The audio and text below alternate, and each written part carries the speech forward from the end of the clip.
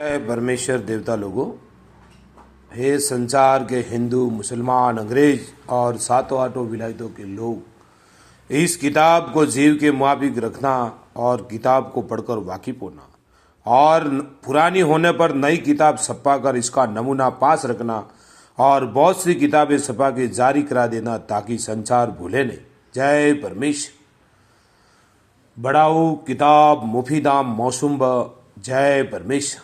जगत हित कारणे अस तसनीफ साध अनोपदास जय परमेश्वर। मौत वतन मुलक मारवाड़ जय परमेश्वर। यह जगत हित कारणी जिसको श्री अनूपदास पेंटिंग प्रेस छावनी यारनपुरा में साहब के प्रसिद्ध किया। जय परमेश्वर। तारीख 17 अप्रैल सन 1909 जा वैसाख बुद्धि भारत सवत 1965। जय परमेश्वर। श्री जगत हित कारणी इलतमास। यह किताब मैंने फायदा आम के वास्ते बमेहनत तमाम और बहुत से रुपए खर्च करके तैयार की। इस वास्ते सब सज्जनों से प्रार्थना है कि इस किताब को तमाम व कमाल व हरूप व घोर तमाम पढ़े, सोचे, समझे और इन बनियों की जाल से बचे। जय परमेश्वर। परमात्मा ने नम। जय परमेश्वर।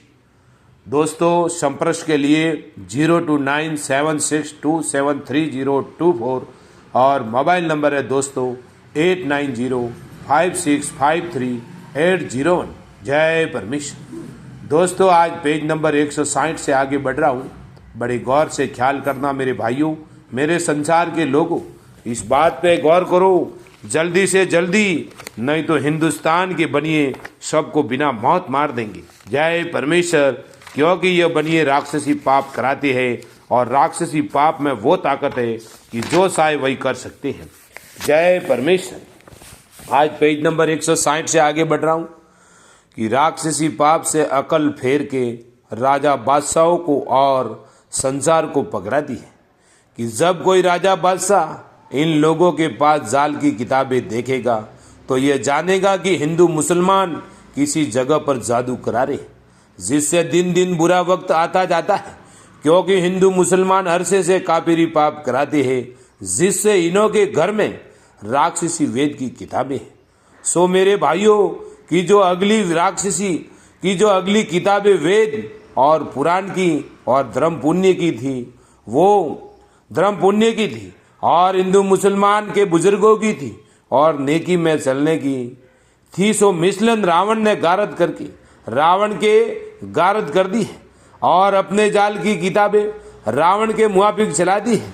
सो इस जाल से हिंदू मुसलमान के बच्चे मारे जाएंगे और जो कि सौदागर बच्चे पाप करा रहे हैं वो अलादा के अलादा रह जाएंगे और अपने पाप से तमाम जान के लोगों को गारद कर देंगे और अपना राज करेंगे। सो तुम विलायत के राजा बादशाह रियत समेत एक दिल हो जाओ, एक दिल होके छुड़ाओ, नहीं तो ये बनिए अपने राक्षसी पाप से सातों आठों विलायतों के राजा बादशाह और रियत वगैरह के बाल बच्चों को इस जमीन पर जिंदा नहीं रहने देंगे, क्योंकि इन्हों को राज करने की हवीस है। सो ये सातों आठों बादशाह के राजा बादशाह अगर टूटे हुए धन का लालच दे तो तुम उस टूटे हुए धन लेने के लालच में मत आओ और बनियों के पैसों को हराम जानना। और जो किताबें की बनियों की छलाई हुई है वो किताबें इन बनियों के घर में भी है। सो उन किताबों में भी हिंदू मुसलमान के नाम लिखे हुए। सो इन बनियों ने अपने घरों में हिंदू मुसलमान के नामों की किताबें इस गरज से रख छोड़ा है कि जब कोई दूसरी विलायत का बादशाह हिंदुस्तान में आवेगा और किताबों का हाल दरियापत करेगा तो यह किताबें जो हम बनियों के घरों में हिंदू मुसलमान के बुजुर्गों की नाम की है वो बादशाह को दिखलावेंगे और कहेंगे कि यह किताबें हमारे बुजुर्गों को हिंदू मुसलमानों ने पकड़ा दी है, इससे हमारे घरों में मौजूद है। परंतु काफिरी विद्या का हाल तो हमको मालूम नहीं होता है। सो यह बनिए इस वजह से इस कदर झूठ बोलेंगे कि हमारा राक्षसी पाप जाहिर नहीं होवे और हिंदू मुसलमान के नाम मालूम होवे और हम छच्छे के छच्छे बने रहे। इससे यह बनिए तरह तरह के सल बर वक्त दरियापत करने दूसरी विलायत के बादशाह के सामने करेंगे और अपना जाल साबित नहीं होने देंगे और अपना राक्षसी पाप करते रहेंगे और हिंदू मुसलमान आपस में गारद हो जाएंगे। क्योंकि बनियों के राक्षसी पाप से सबकी बुद्धि खराब हो रही है, इससे बनियों का सल जाहिर नहीं हो सकता है। इससे मैं आप लोगों के बच्चे बचने के सबब से तमाम जहान को इस राक्षसी पाप के छोड़ाने की गरज से वाकिफ करता हूँ। Page number 161। जय परमेश्वर। सो सब संसार के लोग एक दिल होके इन बनियों के राक्षसी पाप को छुड़ाओ, जब तुमको आराम मिलेगा। और जो कि सांदी सोने की खाने थी वो गल गई है। सो जब की राक्षसी पाप दबे हो जावेगा, जब कुल विलायत में सांदी सोने की खाने बोलते हो वो जमीन के शरीर की सरबी है। जिनकी तारीफ यह है कि जो जमीन के शरीर में कंचन है वो तो सोना है, और कंचन से उतरा हुआ वो सांदी है, और जो कि सांदी से उतरा हुआ है वो तांबा पीतल लोहा जस्त राग वगैरह है। और जिसको कि तुम रसकोप कहते हो वो जमीन माता के शरीर की मणि और मद है। कि जिस तरह से आदमी के शरीर में राजा वगैरह होता है, उसी तरह से जमीन माता का राजा वगैरह है, परंतु राक्षसी पाप के सबब से दुख पा रही है।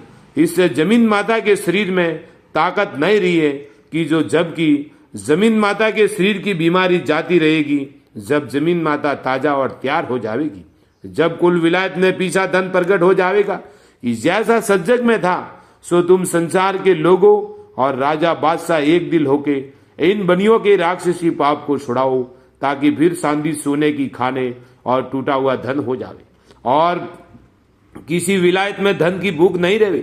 क्योंकि जब इन सौदागर बच्चों का राक्षसी पाप दबे हो जावे, जब किसी विलायत में धन का टोटा नहीं रहेगा, और वैसा ही हो जाएगा कि जैसा ठाट और पाट सोने चांदी का सज्जग में था। अगर से ये बनिए टूटे हुए धन का लोभ देवे तो इनके लोभ में मत आना, क्योंकि ये बनिए तुमको टूटा हुआ धन देके भुलावेंगे, और जो कि कदमी धन था उसको अपने पास रखेंगे, और जो कि तुमको टूटा हुआ धन देके भुला देंगे, और जो कि कदमी धन था उसको अपने पास रखेंगे, और जो कि तुम टूटा हुआ धन देगे वो भी पीढ़ी दो पीढ़ी के बाद भुला के और अकलों को फेर के ले लेवेंगे।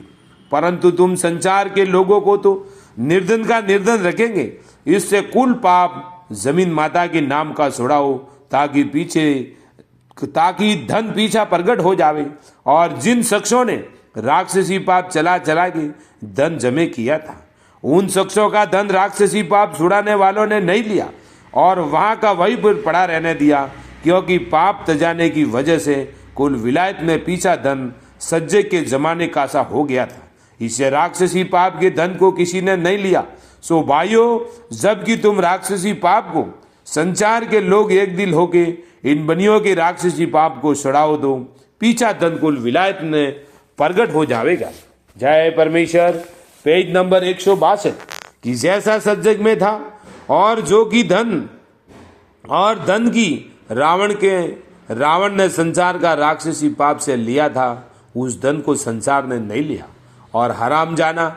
और जबकि कारून बादशाह ने राक्षसी विद्या का पाप चलाया था, जब कारून बादशाह ने भी कुल संसार का धन अपने काबू में कर लिया था, जिसका हाल तमाम दुनिया में लोग अपनी जुबान से बयान करते हैं कि कारून बादशाह ने राक्षसी विद्या के पाप से कुल संसार का धन खैस के 40 गंज यानी 40 डूंगरी धन जमे किया था। इससे उस धन को दुनिया ने नहीं लिया और हराम बराबर जाना। हालांकि कारून बादशाह ने उस धन को देना चाहा और ब्राह्मणों से और साधु फकीरों से कहा कि तुम इस धन को ले लो, हम पुण्य दान करते हैं, परंतु किसी ने नहीं लिया और यह जवाब दिया कि हम लोग धन को क्या करेंगे, क्योंकि जो धन तुम हमको पुण्य दान करते हो वो धन तो तुम्हारे राक्षसी पाप का जमे किया हुआ है। इससे इस दान को नहीं ले सकते, क्योंकि जो हम इस दान को ले लेवे तो हमारी औलाद डूब जाएगी। इस वजह से नहीं लेते। सो मेरे भाइयों, रावण वगैरह के दान को और कारून वगैरह के दान को तो किसी ब्राह्मणों ने और साधु फकीरों ने नहीं लिया और हराम के बराबर जाना। अलावा इसके बादशाह ने समड़े का रुपया चलाया, जिसकी तारीफ तमाम जान के लोग बयान करते हैं कि 1.25 रुपये की मेक सोने की समड़े के अंदर लगा के ब्राह्मणों को देने लगी और कहने लगे कि इन रुपयों को तुम ले लो कि हम तुमको दान में देते हैं, परंतु तुम इन रुपयों को समणे के बराबर जानना और सांदी सोने का दान मत जानना।